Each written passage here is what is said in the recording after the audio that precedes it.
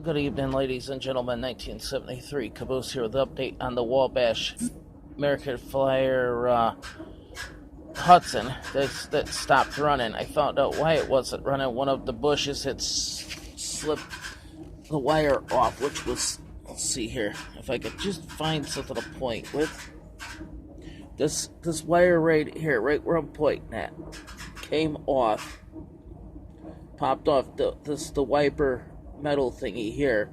I was able to put it back into place. Found out why the headlight wasn't working, because this wire must be at least 50 years old, maybe older, and it is so damn brittle that it broke. That's just a very small piece of wire on a toy train. I was able to get it disconnected from the face plate for the front of the boiler.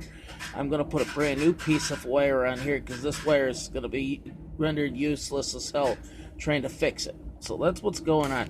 And this is what if anybody wants to know what American Flyer Hudson looks like underneath. Now, we restored an 060 saddle tank engine back a while ago, and it wasn't as complicated as this. It took quite a few screws to pop off, and one of them I had to use a pair of pliers to turn it because the middle part of the head was completely gone. So this is what the American Flyer Hudson looks like underneath the boiler.